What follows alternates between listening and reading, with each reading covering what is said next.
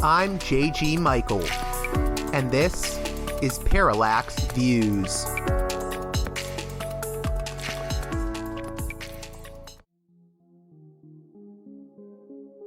Hey there, Parallax Views listeners. Before we get to this edition of the show, I just want to promote Wall Street Window, a website maintained by Mike Swanson that provides valuable insights on both financial markets and geopolitics. It's been around since 2003, and its slogan is "Be in the Know," and I highly recommend it as daily reading. So go on over to wallstreetwindow.com and keep yourself informed. This edition of Parallax Views is brought to you by the $10 and above tier supporters of Parallax Views on Patreon. So, with that in mind, producers credit shoutouts to Gunnar, Mark, Alexander, Catherine, Tilo, Emilia, Jeff, John, Bert, Brian, Elliot, Michael, Brace, Nick, Mersham, Galen, Arlen, Bo, Christopher, Michael, Gigadelic Media, Chance, Chase, Dan, David H.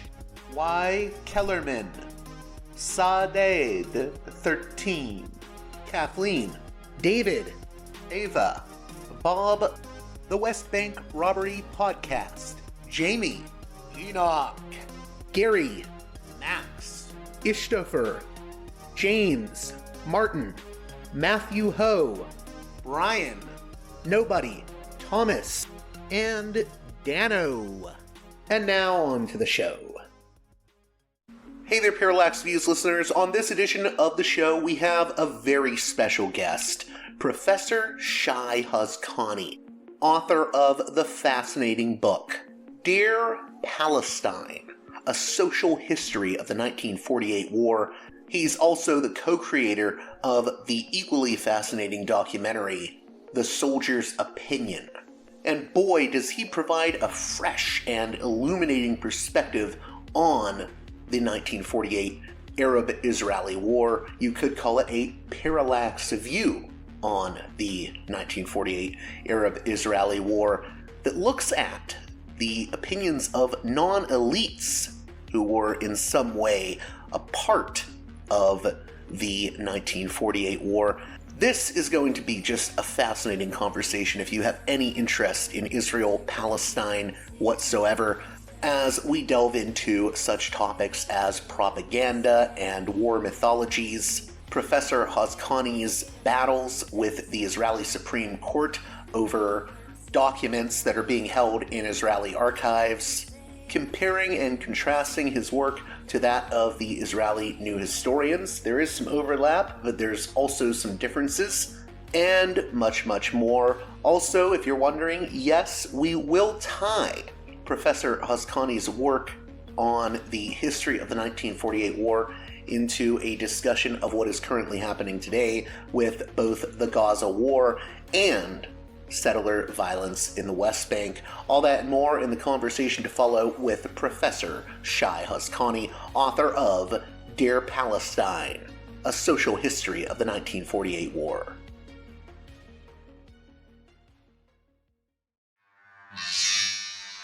Welcome to Parallax Views, a guest that I'm really happy to have on the show. He's made some time to speak with me and my audience.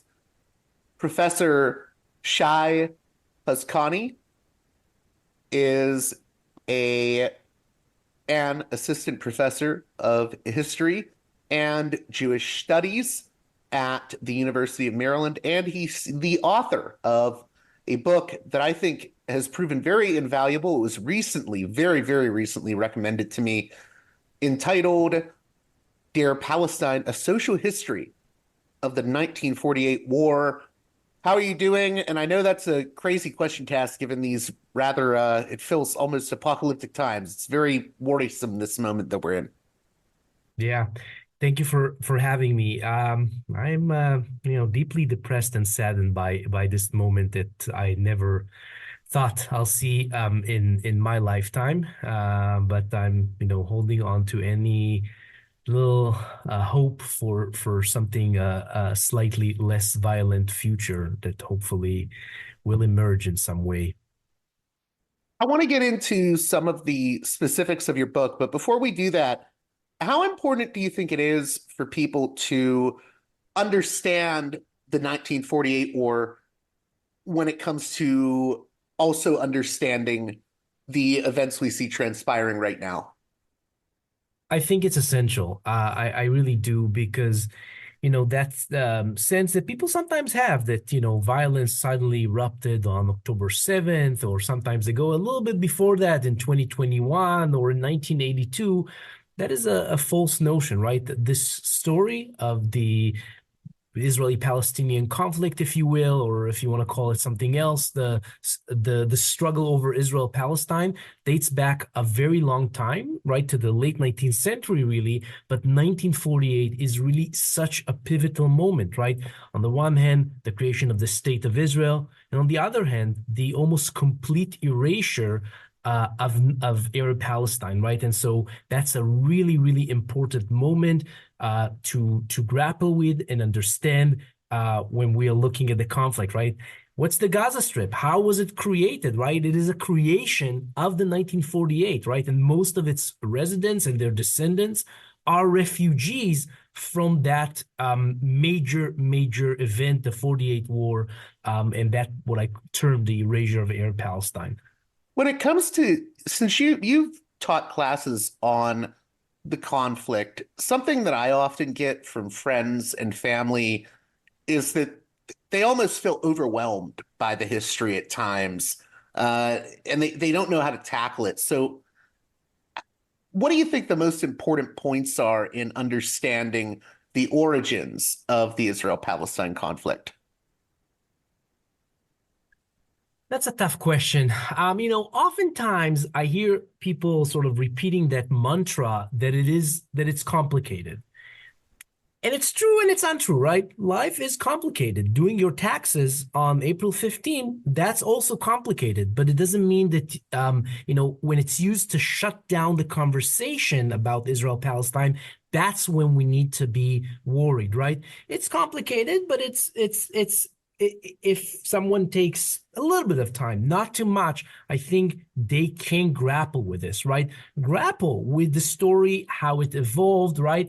And it's a story that includes, on one hand, persecution of Jews in the context of the Pale of Settlement in Eastern Europe in late 19th century, but also a settler colonial movement, something that we're very, very obviously familiar with in the context of the 19th and 20th century, in which immigration of people for all sorts of reasons, some of them justified, certainly in their view, right, fleeing persecution, but coming to another place that has indigenous population, and on a gradual process removing that population, displacing them, etc.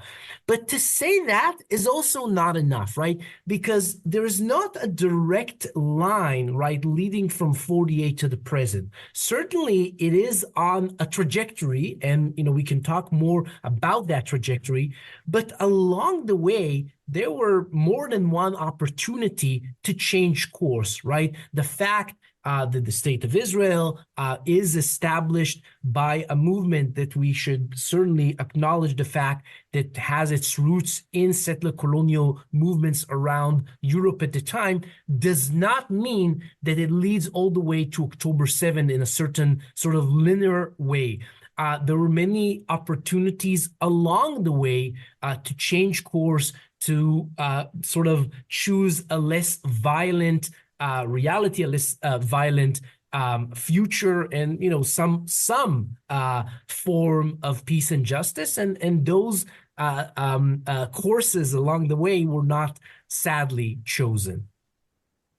There's a lot to unpack in everything you just said, but the first thing I wanted to touch on was you mentioned the settler colonial paradigm and using that paradigm to understand all of this.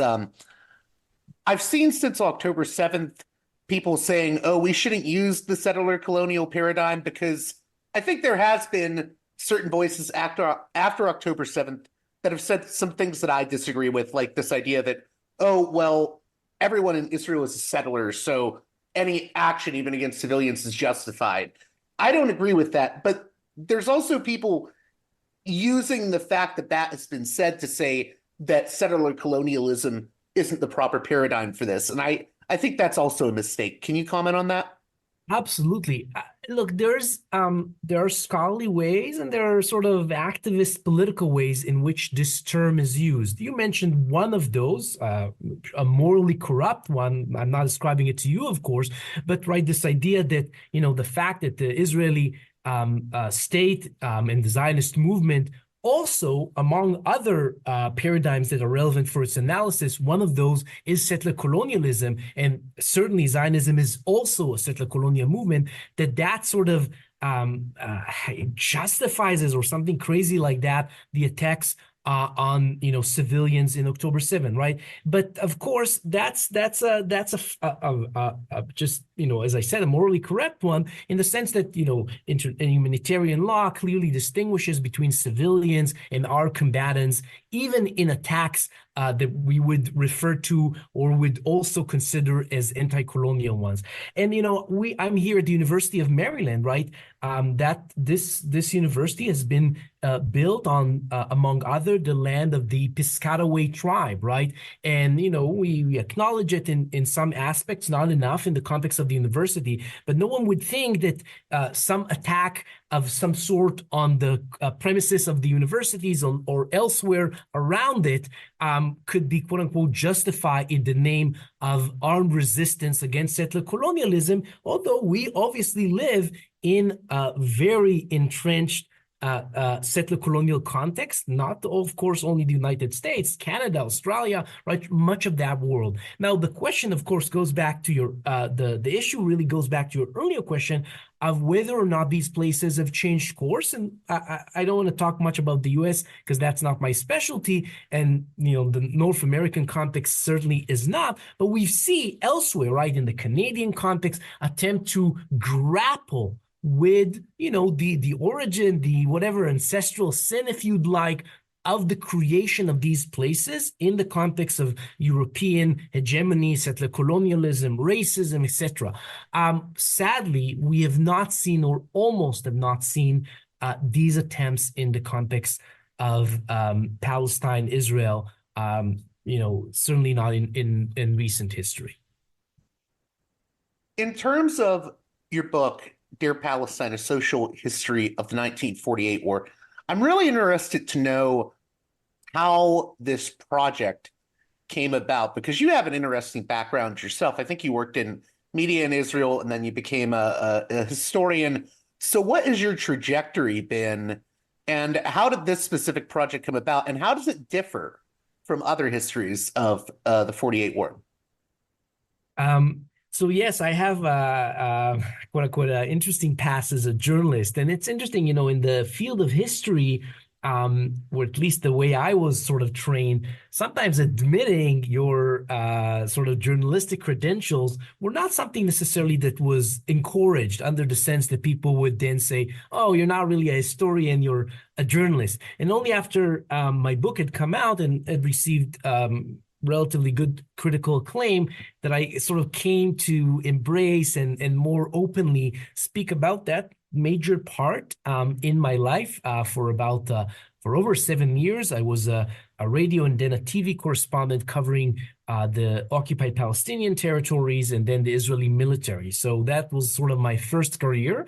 And obviously, I've done that at a very young age, and that really shaped who I was, right? I was growing up in Israel and was covering much of the second Palestinian uprising that started in the early 2000s, been to many dozens of scenes of suicide attacks and the reoccupation of the West Bank in 2002, and several rounds of wars in Gaza and in Lebanon and elsewhere. And, people, the conventional wisdom that people sometimes have is that, well, if you're on the ground, background, you really sort of know how things are. You have a really in-depth understanding of the situation. And it's true perhaps to a degree, but certainly by the time, by the sort of late years of working as a journalist, I started having more and more doubts about the kind of, if you want to call it a service or whatever, that I was providing listeners and viewers. And I think that it was obviously a very gradual process. And by the end of my time as a journalist, I really felt that I was doing some sort of a malpractice, if you'd like, and that I really have to get much more in-depth expertise in this region, in the language, right, in the Arabic language, in the history of the Middle East, etc., to really tell a story to listeners and viewers that I can stand behind, that has a context. That because if you are covering a scene of a suicide bombing attack, with the really traumatic sites and etc., and you have only that narrow view, then that's your whole life and your whole world. And then from that angle, everything can be justified, right? Massive carnage and retaliation and revenge, et cetera, et cetera. But if you, quote unquote, step back and you learn and you look at some of the history of that place and some of the larger context, then the story gets messier, more complicated. And that's the kind of sense that I started having toward the end of that first decade of the 21st century.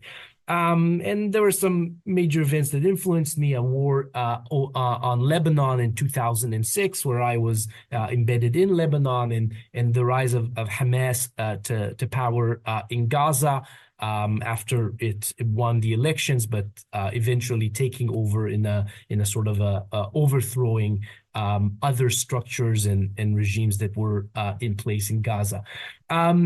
By that time, I was already kind of thinking of maybe looking towards academia, and had these plans of coming over to the US to do my master's in Arab studies at Georgetown University. That's where I did my graduate degree.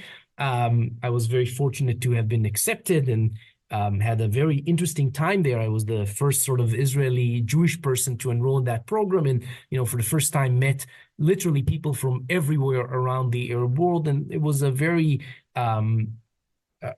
profound and very important experience for me. I still had a year to spend on Israeli TV before the school started in the US.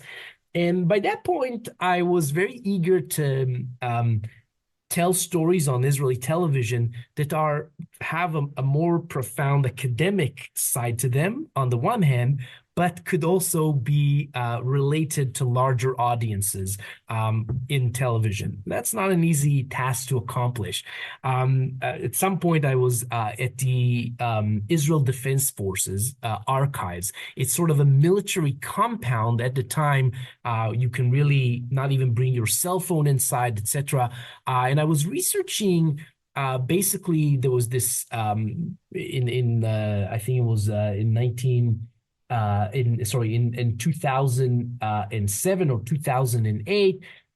It was just a milestone of the first arms deal where Israel had sold weapons to West Germany. That was in the middle of the 50s, in 1955.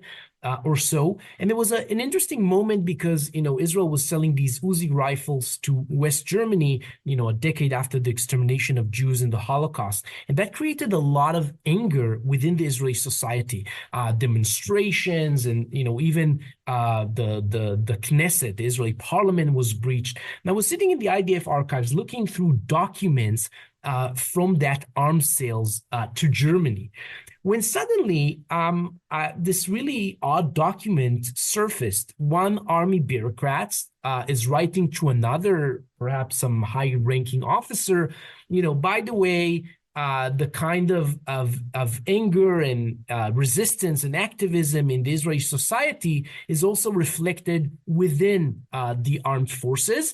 And we know that because, as you know, this army bureaucrat is telling his commander, we're secretly reading and intercepting the soldiers' letters, right? And if you want to read what they've been thinking about this arms deal, I refer you to the soldier's opinion. That's how the publication was called, that includes their letters. And I was like, I have never heard this. And I just saw a reference to this. Fortunately, as a correspondent covering the Israeli armed forces and the intelligence apparatus in Israel, it was a quick check. And I asked some of the sources that I had at the time, and they revealed to me that from 1948 all the way to 1998, basically, Israel had this postal censorship apparatus that secretly intercepted and copied letters of soldiers, not to spy on individual, although that was done as well, but rather to get the state of mind of those populations more broadly.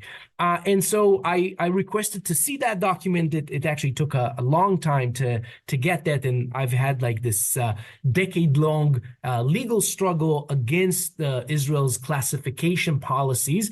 But I was going to say, you actually went to the Israeli Supreme Court with Shin Bet, right? Right. Yeah, I went to the Supreme Court to get the Shin Bet archives open, and here was a spoiler that did not work out. The court said that I'm correct in principle, but that the Shin Bet has, these secrets that it cannot reveal to the public, even about its activity in as early as the 50s.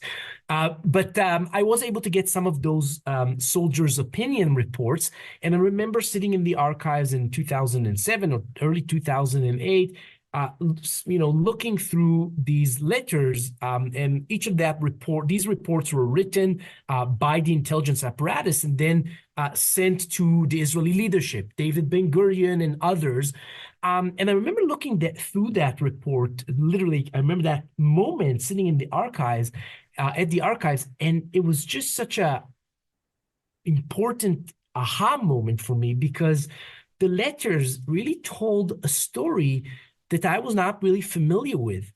Really told, you want to call it a subversive story or just a different narrative about the 1948 war, but not only, also about Mizrahi-Ashkenazi relations in Israel, about the Palestinian refugee problem, and about many other episodes in Israeli history. And, one of the first letter I came across, I actually end the book with. It's this letter by this Israeli soldier who in the late 1950s is sent to blow up a Palestinian village. As I'm sure you know, in the 1948 war, 500 or so Palestinian villages were depopulated, 750,000 refugees. This is known as the Nakba in Palestinian. Known as the Nakba. Yeah. And then over decade and a half after the war, those villages were systematically destroyed. And so this is a soldier that is likely sent to blow up or something like that, one of these depopulated villages.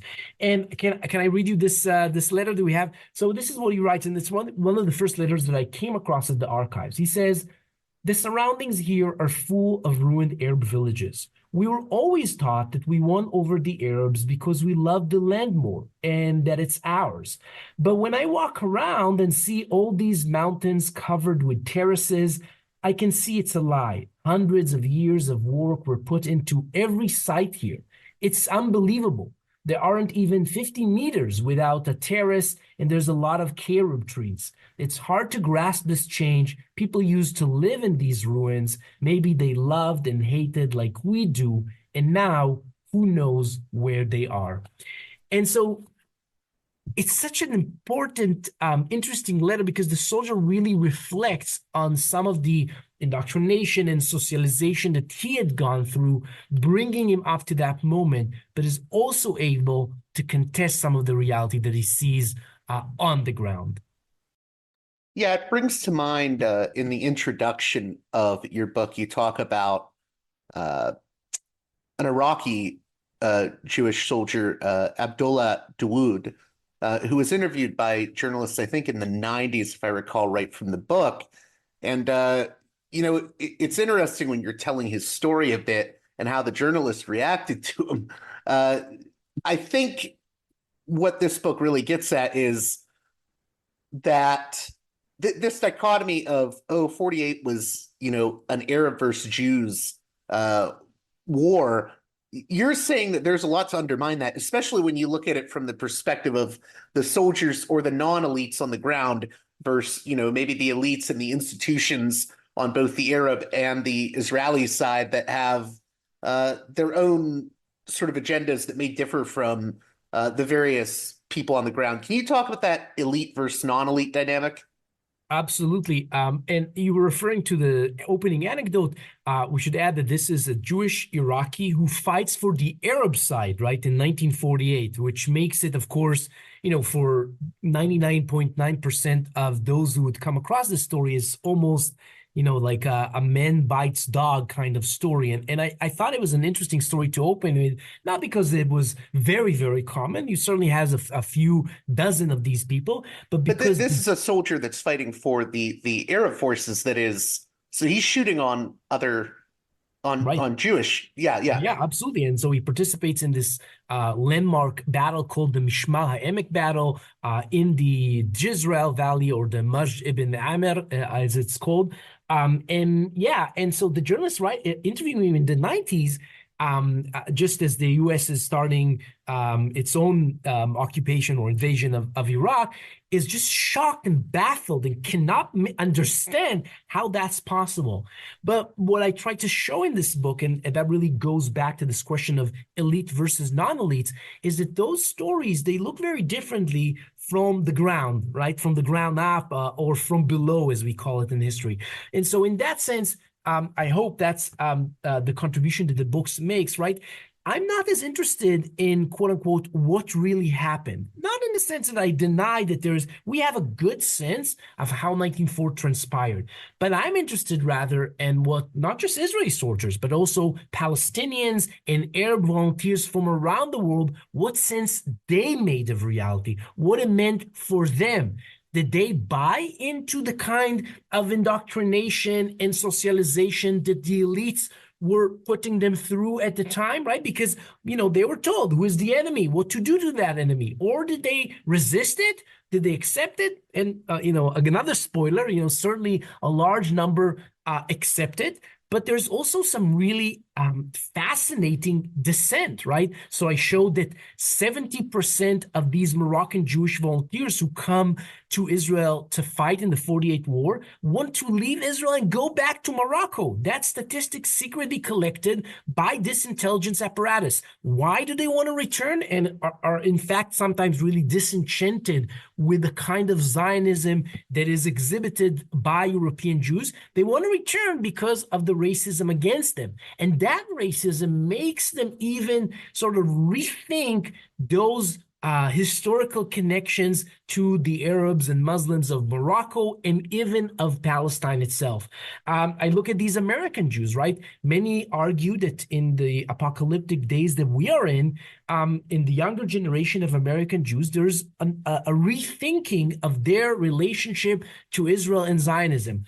Well, I show that kind of reevaluation and even serious disenchantment already takes place in 1948. So the book follows this group called Mahal volunteers, several thousands of them, and the vast majority came from the U.S. In the decades since 1948, their stories have often been celebrated in the American context. There's even a documentary film by Steven Spielberg's daughter that was made in the honor of these volunteers. Well, guess what? In these letters of them that were secretly intercepted, we see that some of them really had a very hard time with what they saw in 48, primarily the adoption of militarism and the use of force as a founding principle. And I look at one particular letter in the 5th chapter of this American volunteer who says, basically Israel had turned into what he terms a golem, right? Abandoning its religion for a revolver. What is this idea of a golem? The golem is this mythical creature that's created by this very famous rabbi of Prague in the Middle Ages. It's sort of a Frankenstein-like figure that, he hears that worshippers nearby were going to attack Jews in Prague, and he erects this mythical, magical creature. He then protects those Jews, but then starts. But then it goes out of control, right? Yeah, and yeah, right. Exactly, in killing innocent or injuring innocent bystanders. And so this writer, whose letter was intercepted and sent to the Ben Gurions of the time, saying, "Yeah, that's what we created here, American Jews. The golem is the state of Israel, and we need to basically, rein it in or disentangle with it or something like that." Can you talk about the Arabs and Palestinians on the ground versus the institutions like the ALA, and maybe the way that identity was contested between the two different groups of people? Yeah, so the book largely looks at the Israel Defense Force, the IDF, and the Haganah on the one hand, and on the other hand, something known as the Arab Liberation Army, Arabic Jesh al-Inqadh al-Arabi, which was this volunteer army that was created by the Arab League. The Arab League in itself is an entirely new institution from 1945, and one of the serious, concrete projects, the first ones that it has, is the establishment of this Arab Liberation Army. Now, why it's established, that gets a little tricky. On the one hand, certainly in a desire to abrogate the partition of Palestine, right? The UN had decreed that Palestine will be divided into an Arab and Jewish state. They want to do off with that, and they have all this grandiose propaganda about eliminating Zionism. But when you dig a little deeper, you see that the main patron of the ALA, his name was Shukri al-Kawatli. He's the Syrian president, and he actually has a much more. He basically wants to defeat his number one nemesis, the king of Transjordan, King Abdallah, who has King Abdallah is in the Hashemite family, have been for decades secretly negotiating with the Zionists and later with Israel, trying to see whether they can come to an agreement to divide the area of the Levant between them. And King Abdallah at this point has all these intentions of taking over the Arab parts of Palestine. Shukri al-Kawatli is very concerned that the next step will be taking over his Syria. And so one of the reasons he establishes the ALA is to prevent that. And so you have all these intrigues between those Arab leaders. Another thing to remember is that a lot of these countries, right, are still semi-colonial in the sense they're formally independent at this point, but the British and the French are pulling most of the strings to the degree that the Transjordanian army, the Arab Legion, is commanded by a British officer, and all the top rank officers are British, right? And so it's a very complicated case in which so many people are pulling the strings, right? The Arab leaders themselves, the European forces, etc. And so you have this decision to create the ALA, but separately from that, you have this massive, really unprecedented movement for mobilization and voluntarism around the Arab and Islamic world, right? So many tens of thousands of people in places that you would not imagine, surely in Syria, Lebanon, in Iraq, and Transjordan, etc., but also in Saudi and in Yemen and in Yugoslavia, etc. They come forward, they register their name, they're saying, we're willing to go fight in Palestine. Now, of these, only 5,000 actually make it to Palestine to fight, and that has more to do with the kind of pressures exerted by the European powers and by Arab leaders themselves. So they want to help Palestinians, but they also want to be careful and not get in the crosshair of anything more serious. And they also know from their own excellent intelligence that they're not a rival in any way, shape, or form to the Zionist armed forces. So we have these reports from before the ALA is dispatched to Palestine of the military committee of the Arab League, and they're saying very honestly, yeah, there's no comparing here, right? The Zionist forces have been trained by the British for many decades. Many of the commanding officers are veterans of the World War II. This is nothing in compared to what we can produce and what we have there. This force is sent to Palestine, and there starts, they for the months of March and April, it seems for a second that they will be able to put up a serious fight, but very, very quickly, the shortcomings of this army, lack of training, lack of food, not paying even the stipends and small salaries to these volunteers, those became very apparent. By, I think, the second week of April, it is beyond doubt that the Israel Defense Force, it's not really Defense Forces, the Haganah is overwhelmingly stronger. And at this point, it's those volunteers individually, and we know that from their letters, that are trying to signal to Palestinians, we didn't make this army. We're here for you, and trying to ally with them in these individualistic ways.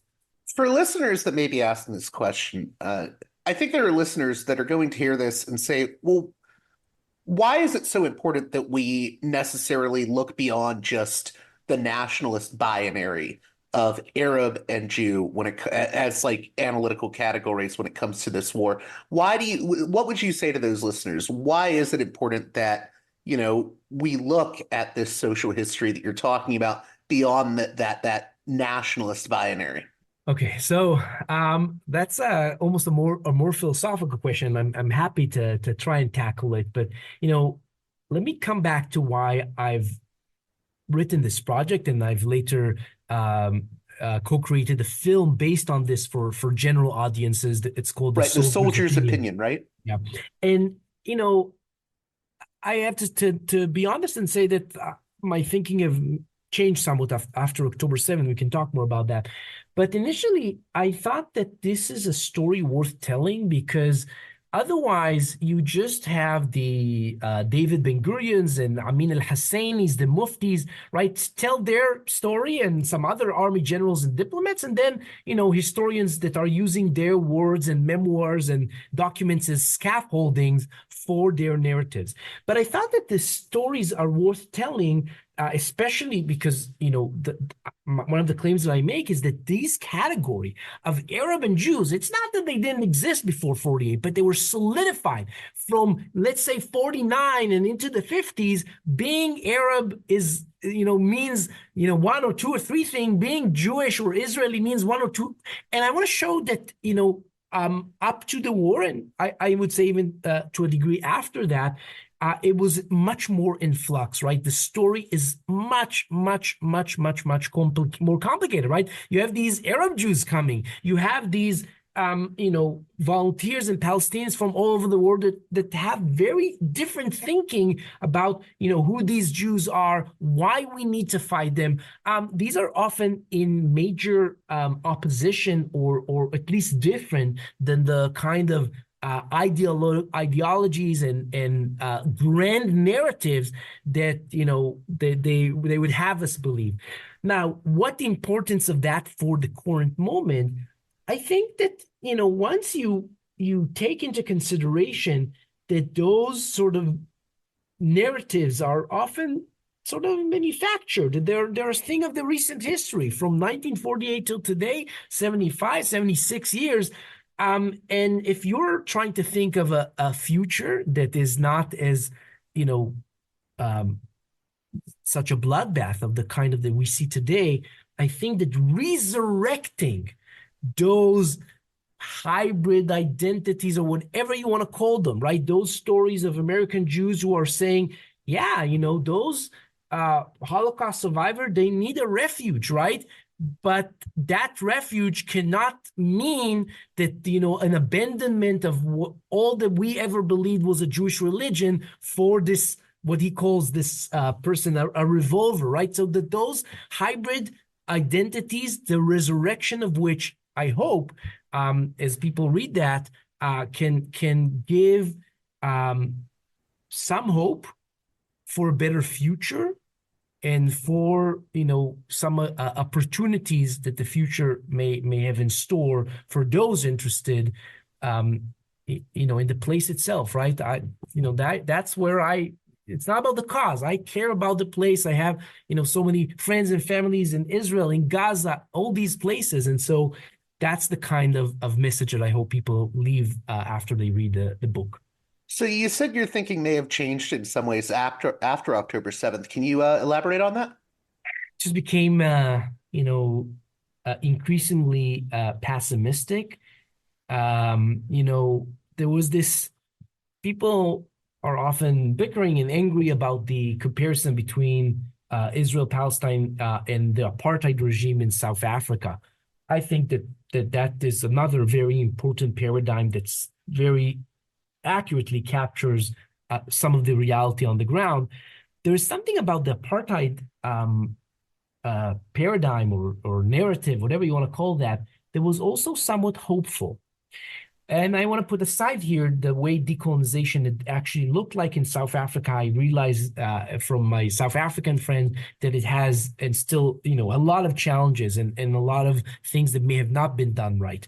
But there was a hopeful future in the sense that, there would be decolonization. It would not be a violent decolonization, right? I mean, I was just asking my colleague at the history department that works on South Africa, how many whites, let's call it that way, Afrikaners were killed in anti-colonial, anti-apartheid violence in South Africa.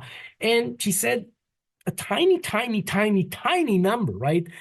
She said, off the top of her head, maybe a few hundred. I don't commit me to that number, but in one day, obviously, we've seen number of Jews in Israel killed much larger than that. And so my point was that South Africa had this hope at the end of the way for something better, for that settler colonialism ends in a certain way of peace and reconciliation, of a place that the violence subsides, et cetera, et cetera. The track that we seem to be going in is the Algerian track, with some caveats, right? In the Israeli case, you're not going to see a massive, departure of Jews and quote unquote return to the metropole, right? There's no metropole, right?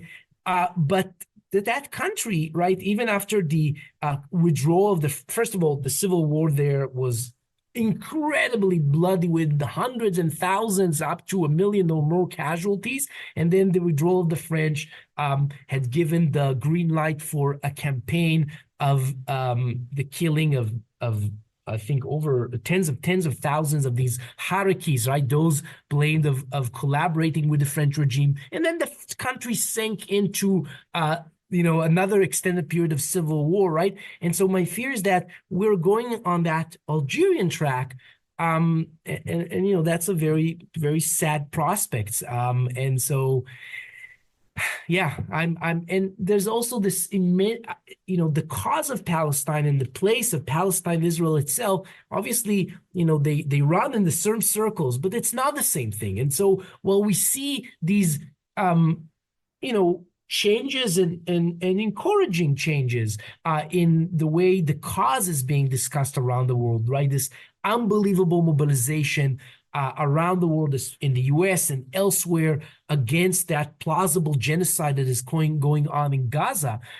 The place itself is literally descending day by day, right? The carnage continued, the bloodbath, the sort of removal of more and more of any hope, really, for a future that is less violent. And so that's why I say that my thinking has changed, but it is really too early. We are really in the thick of this to really evaluate what influence this will have going forward. There's just one or two more things I wanted to cover. So your book really focuses on, that, like I said, that non-elite versus elite dynamic. And also, I think it can give us insight into how institutions can generate identities. And what I'm getting at is, I think that your book is invaluable in helping us to understand the ways in which propaganda can affect our lives and the way we perceive a conflict like Israel-Palestine. Can you talk about just the issue of propaganda in relation to this conflict? Absolutely. About a year ago, I got into this public debate on the pages of Israel's sort of most popular tabloid, Yediot Ahronot, with this prominent columnist by the name of Ben-Dor Yemini. He's considered a centrist, whatever that means in the Israeli context. And like many in the security establishment, he sort of advocated the continuing of Israeli occupation, what many human rights organizations deem apartheid, including the siege of Gaza. And he echoed this Israeli slogan, another sort of propaganda slogan that dates back to the 50s, known in Hebrew as Ein Brera, or there's no alternative, right? That Israel does not wish to inflict this evil on Palestinians, but is forced to do so because of the nature of their opponent. Now, the reason I got into this uncivil exchange with Yemini was this article I published where I discussed my finding of this decade-long research that was preceded Dear Palestine. And I said, after reviewing hundreds of sources in Arabic, I concluded that the most common Israeli claim in 1948 and for decades later of an Arab intention to quote unquote push Jews into the sea. I wanted to ask you about this. I'm glad that you brought it up. Likely not appear in Arabo-Palestinian wartime propaganda. And the reason Yemini was upset is because a comment I added to this article I wrote, where he described as shameful and morally corrupt his decision to start his vastly popular weekly column with a quote-unquote reminder that, like in 48, today as well, Palestinians seek to throw the Jews into the sea and exterminate them. Now, in the tail end of our uncivil exchange on all sorts of newspaper and online magazine, I wrote that Yemini's fabrication of history is more dangerous than many other fabrication because it will make Israeli Jews sort of entrenched in their choice of a regime of Jewish superiority under the assumption that Curtain 2 has genocide in store. Now, following the apocalyptic Hamas attack of October 7, right, the killing of 1,200 Israelis at close range and dozens of pogroms, including instances of rape and mutilation, there are few among Israeli Jews who dispute this axiom that extermination of epic proportion, reminiscent of the Holocaust, is around the corner. If not today, then tomorrow. If not Hamas, then Hezbollah or Iran, or all of them together. And therefore, what you see now is this public sentiment today that only a response in kind in Gaza, which many honestly admit will include and already includes massive ethnic cleansing, perhaps reaching that degree of genocide, is the only way to restore this national honor. So you see where a piece of propaganda that was crafted already in 48 really survived in unbelievable way through the decades and is really has a grip in some major ways on Israeli society. And that is not to say that the October 7 attacks, right, they're brutal and the kind of things that we've talked about, right? I want to put that separately, whether or not this means that a larger kind of extermination is being sort of conceived and talked about. And that's, by the way, not the only piece of such propaganda that really held through the decades. What I showed I was going to say real quick, isn't another one that I think it comes up in your book, if I recall correctly, is the line about Amalek. Absolutely. And the comparison of the Palestinians and other Arabs to Amalek and the 7 nations of Canaan, right, that the Hebrew Bible calls to exterminate, it appears first in 1948, and you have IDF education materials to soldiers that are really echoing that message, right? Including, shockingly, one of the most famous education officers of the Givati Brigade. His name is Abba Kovner, that is literally saying, throw the Egyptians into this ocean or into the Nile and slaughter them. He uses that kind of language.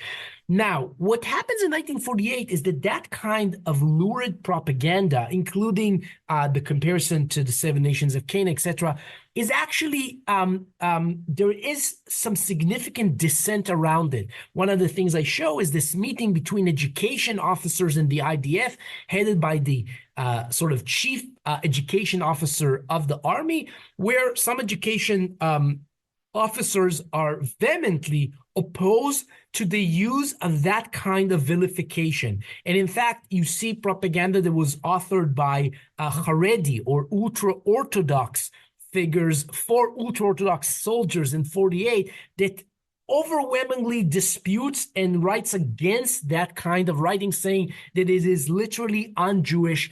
And we can talk more about the place of this idea of 7 nations of Canaan and Amalek in Jewish tradition. But I would say just briefly that for hundreds and hundreds of years, these ideas were never brought up, and this idea that those nations could be reincarnated in people that live in modern period was almost unheard of.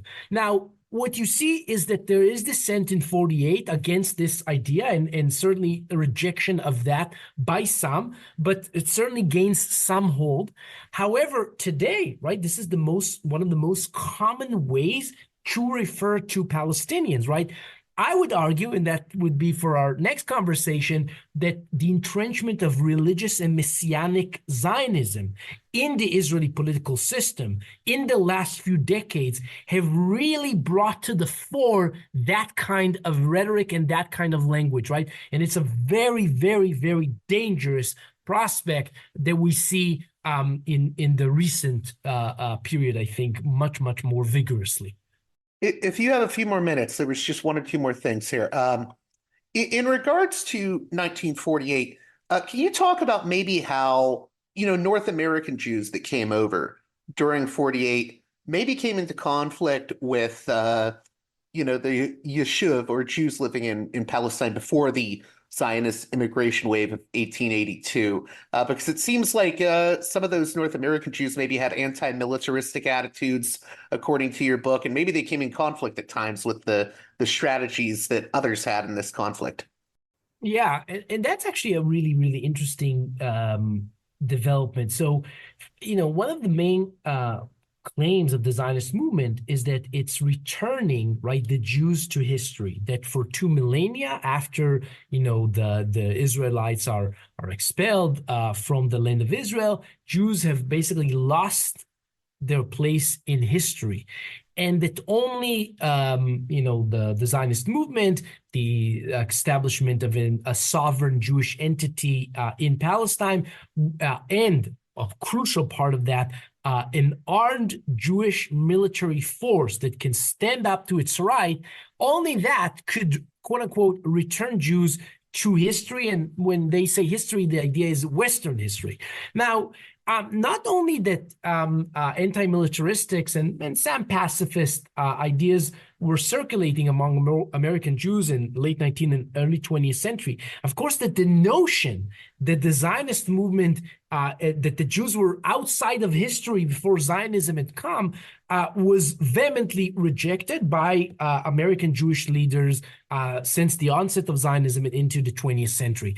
But what's more interesting is that the kind of, even for those American Jews who had sympathized with Zionism, many have been gravitating more to the stream that I would today refer to as humanistic Zionism, right? And it's important to know that in the late 19th century, there were these vigorous debates between Zionist intellectuals and leaders, etc. What form should Zionism take? Should it be a nation like all nations, kechol hagoim, and imitate the kind of violent chauvinistic nationalism that was so common at the time, and also celebrate the use of force?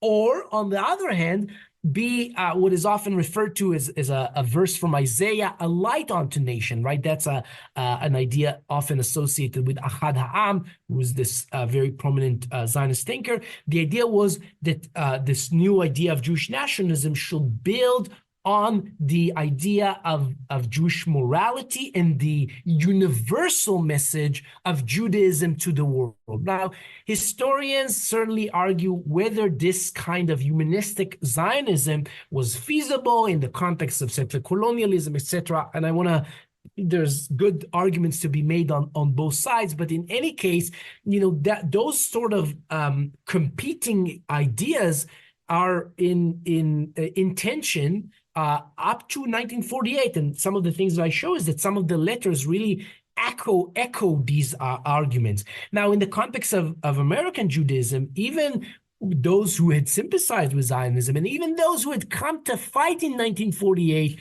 this idea was that, certainly this version of humanistic Zionism should triumph. And I mentioned earlier, some of the letters that they send back home. But another example is not just the letters that they themselves write, but kind of the letters that are written about them. And I want to give you just this very, very, very short quote by a Sabra Jew, that is a Jewish soldier that was born in Palestine, or the land of Israel, to parents that immigrated from Eastern Europe. And she is reflecting on what she thinks are these American Jews and the way that they conduct themselves. Let me find that. I have it here. Hold on.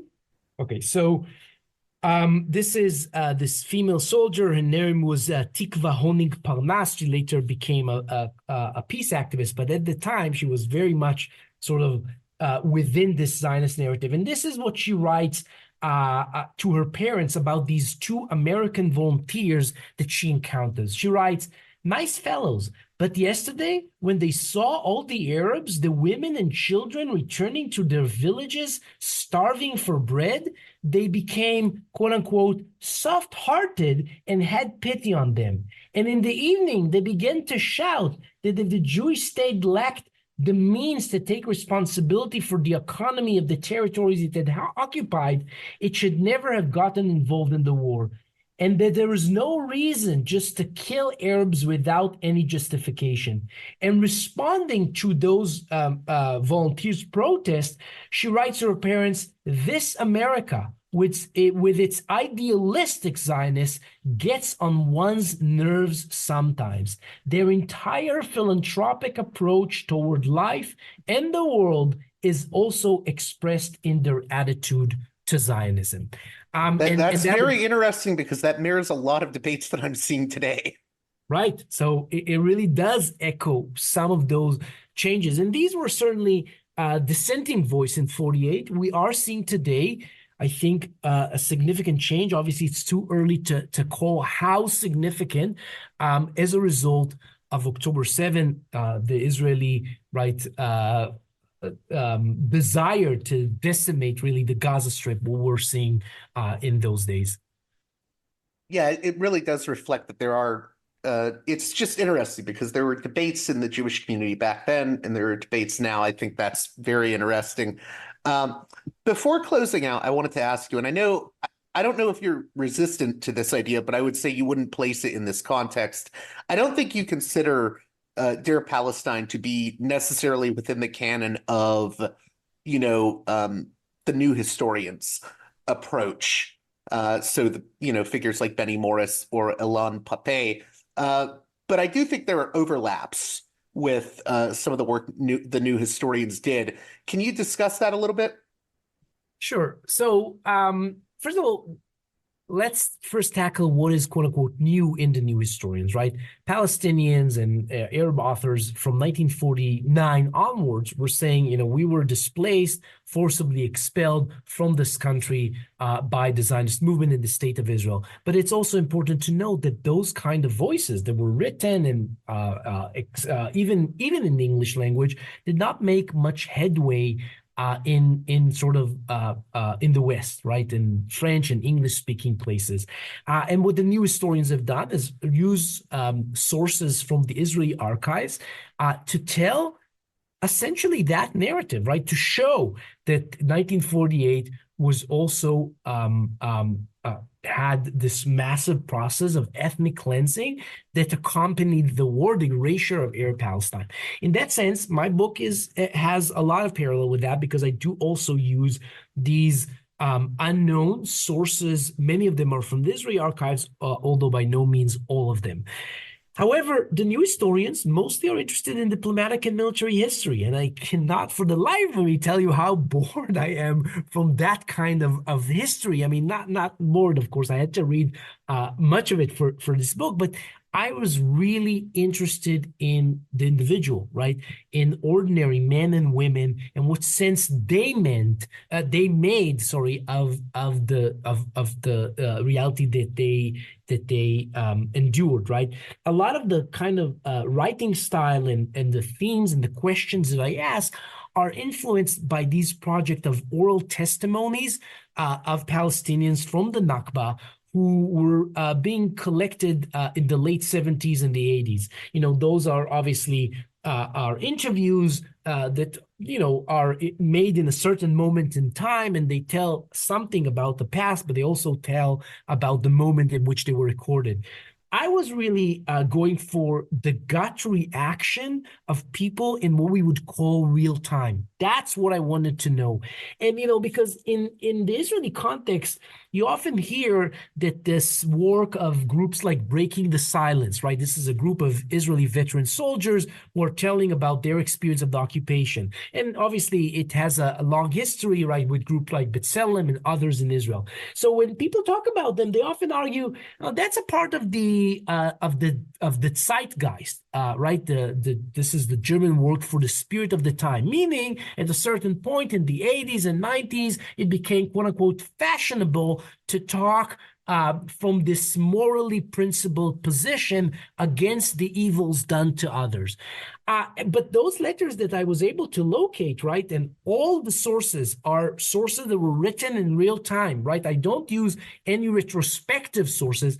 They actually tell that kind of moral conundrum and those moral questions were really apparent already in real time among Jews, among Palestinians, among other Arab volunteers. And that's really what drew me to this project. So it certainly has some obvious parallels with those new historians, but the kind of stories that I tell, I would suggest are somewhat actually quite different from what they were telling. And, some of them are obviously did amazing, important work in telling a different story, not just on 48, but on Israeli history more broadly. So I wanted to ask you, Shay, maybe you could talk a little bit about the settler movement in Israel today. I mean, there's a lot of news about it in the West Bank. They're doing a lot of damage. So how important do you think it is that the settler movement be examined right now? I think they're the strongest political force in Israel. In fact, they have a hold on the Israel, not just the political system, but also the armed forces, the intelligence community, etc. It's interesting because they're only 15% of the Jewish population, right? And when you look at early Zionism, right, most of the religious Orthodox figures in Eastern Europe objected to Zionism as a form of what they call false messianism, right? The idea that Jews would return to the land of Israel before the coming of the Messiah. But after 1967, right, they had obviously become much, much, much, much more powerful, and for decades. But then after 2005 and the decision of Israel to pull out its settlements from the Gaza Strip, their leaders, the rabbinic and other leaders, have made a strategic decision to basically take over or take a hold over the Israeli, not just the political system that is literally controlled by religious Zionists or the settler movement or messianic Zionism, but largely of the armed forces. And so, the chief of staff and the head of the Shin Bet today in Israel, they're still from the old labor movement's elites. But under them, right, the entire upper brass of the IDF and the Shin Bet, the deputies, etc., are all coming from those circles, right? And they see, right, the apocalypse of October 7 is a true opportunity, the kind of which we have not, for them, seen since 1967, right? That is the opportunity to fundamentally reshape all of Israel, Palestine, right? So a form of ethnic cleansing in the Gaza Strip, but the far more important West Bank, right? Where several thousand Palestinians have been displaced since October 7th, right?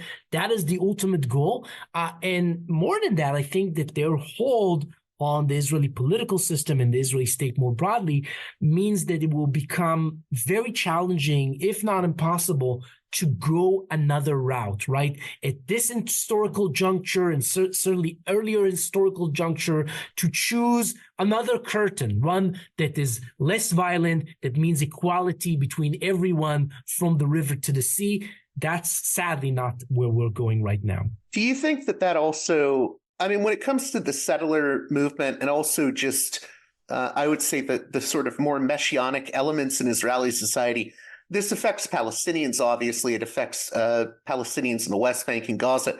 But I think it also could be very bad for, more liberal Israelis. I've spoken to Dalia Schindlin about this and others who have said, it's almost like there's a fight for the soul of Israel over, it's the state of Israel versus the state of Judea is the thing I often hear. Do you think the settler movement and the sort of messianic elements of Israeli society also pose a threat to Israelis? Absolutely. And I think, it would definitely seem that the messianic elements are winning the day. It's too early to call the battle formally, but, not just, for example, Kahanism, right? Rabbi Meir Kahana, an American Jew, had immigrated to Israel in the 70s and launched a semi-successful movement and then was later assassinated in the US.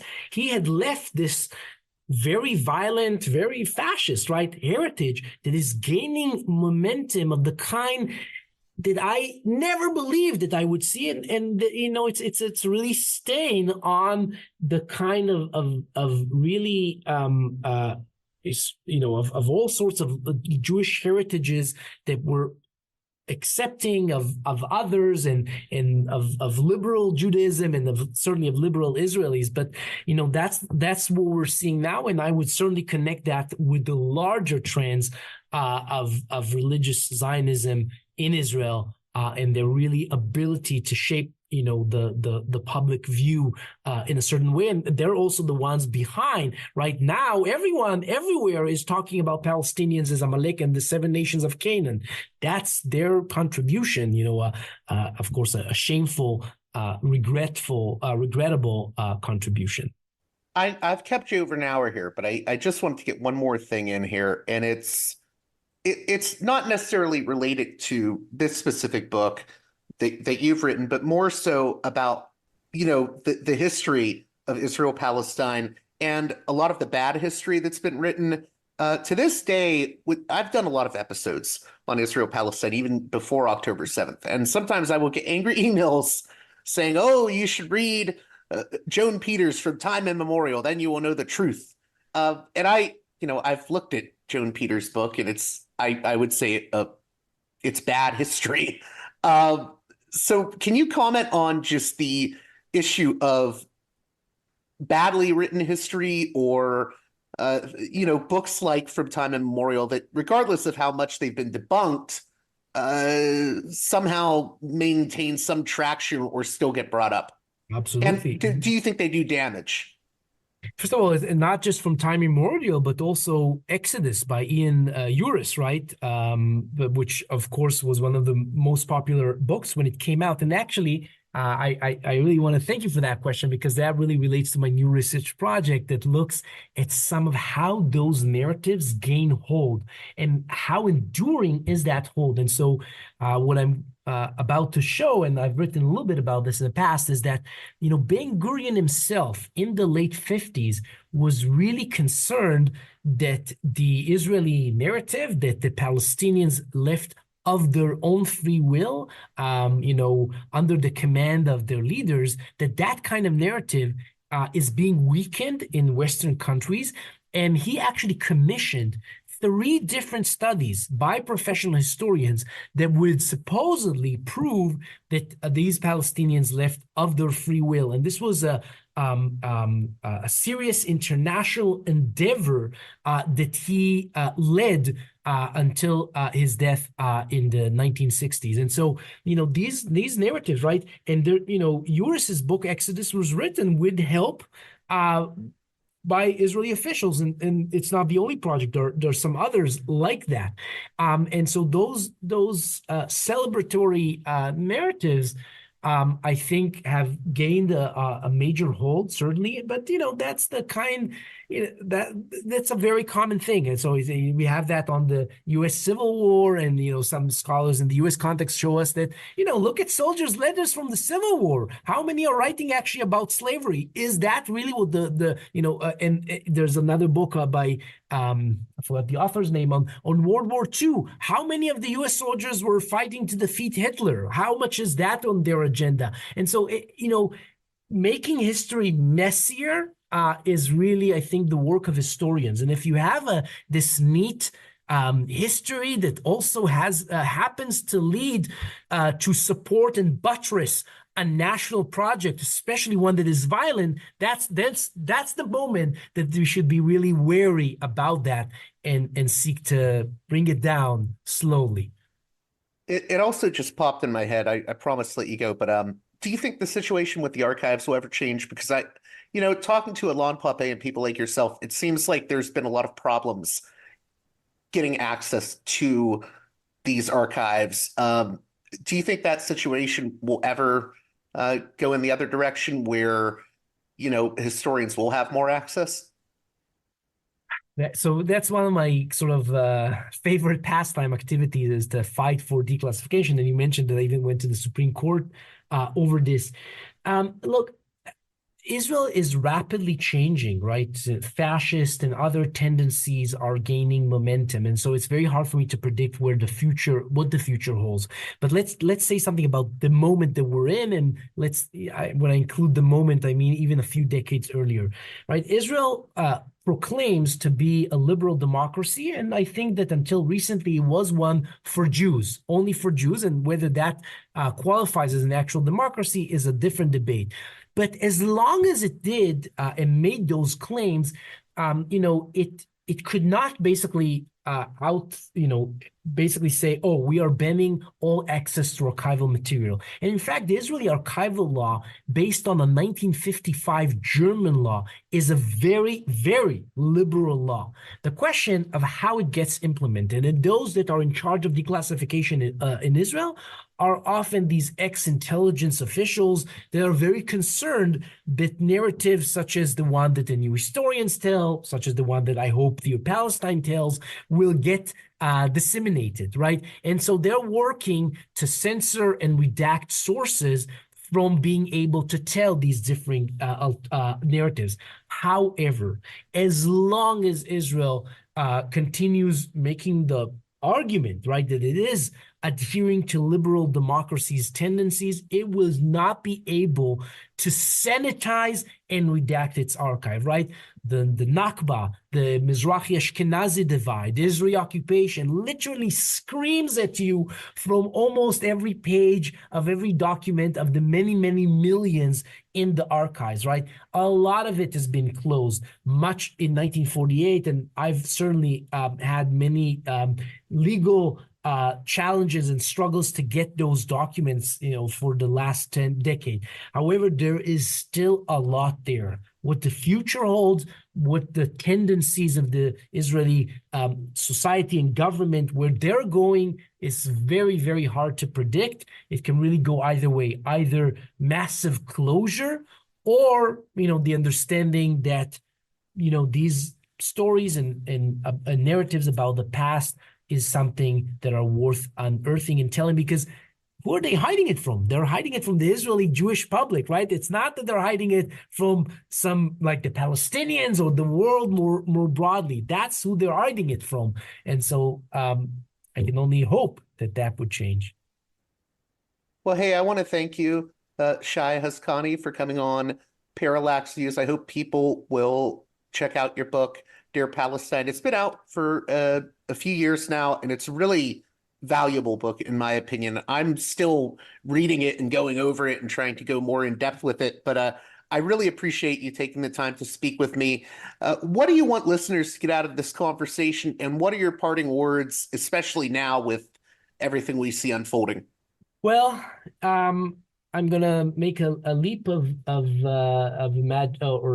assuming that most of the listeners are based here in North America for the podcast, although I'm sure many listen from elsewhere, right? it's really crucial that people know that this and everything that's going on in Palestine and Israel is a co-production, right? It's not just certainly Israel or the forces around it, right, etc., from Hamas to Hezbollah to Arab states. The U.S., it's not just playing a crucial role. It is really probably one of the most essential parties to enabling everything that we're seeing there. So if you're on board with what we're seeing there, well, then, we disagree, and you will probably find other kind of podcasts and books. But if you're not in agreement with that, then, that needs to be fought against, right? And the kind of shameful responses that we see from our Democrat elected leaders and others, that can be changed. They can be held accountable, and they can do their fair share, which is a very fair share of, imagining a less violent future in Palestine, Israel. Well, that does it for this edition of Parallax Views. I hope you enjoyed my conversation with Professor Shay Hazkani, and that you'll consider checking out both his book, Dear Palestine, A Social History of the 1948 War, and his documentary, The Soldier's Opinion. As always, if you appreciate the work here I do at Parallax Views, please consider supporting me on Patreon at patreon.com/parallaxviews.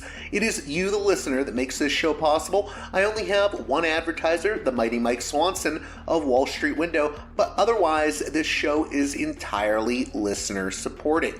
So please head on over to patreon.com/parallaxviews and kick me some much needed cash if you can afford it. And with that being said,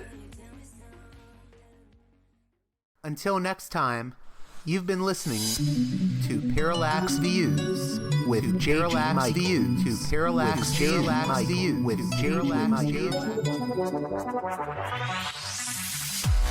The way out is not simply to say, don't do it, just to prohibit. If nothing else, if we don't do it, others will be doing it like crazy. So, we have to confront the problem.